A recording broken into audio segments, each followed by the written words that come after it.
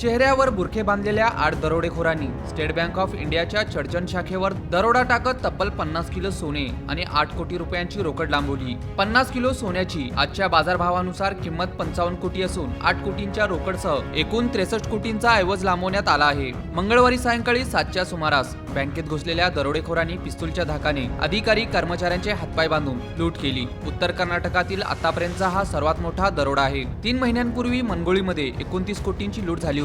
त्यापेक्षाही हा दरोडा मोठा असून त्यामुळे विजापूर जिल्हा हादरून गेला आहे। महाराष्ट्राच्या सीमेपासून जवळ असलेल्या चडचण शहरातील स्टेट बँक ऑफ इंडियाच्या शाखेचे कामकाज मंगळवारी नेहमीप्रमाणे सुरू होते। ते संपण्याच्या सुमारास सायंकाळी 7च्या दरम्यान दरोडेखोर बँकेत घुसले। त्यांनी मिलिटरी ड्रेस परिधान केलेले होते। मुख्य दरवाजातून बँकेत प्रवेश करून देशी पिस्तूल आणि धारदार शस्त्रांचा धाक दाखवून त्यांनी व्यवस्थापक आणि कर्मचाऱ्यांना जीवे मारण्याची धमकी देत त्यांचे हातपाय बांधून अंदाजे 8 कोटींची रोख रक्कम आणि सुमारे 50 किलो सोन्याचे दागिने लुटल्याची माहिती बँकेतील कर्मचारी आणि पोलीस सूत्रांनी दिली आहे। चडचण शहरातील पंढरपूर मुख्य रस्त्यावर गजबजलेल्या भागात ही शाखा आहे। दरोड्याची माहिती कळताच हजारोंच्या संख्येने नागरिक बँकेसमोर जमा झाले होते। त्यांना हटवण्यासाठी ही पोलिसांना कसरत करावी लागली।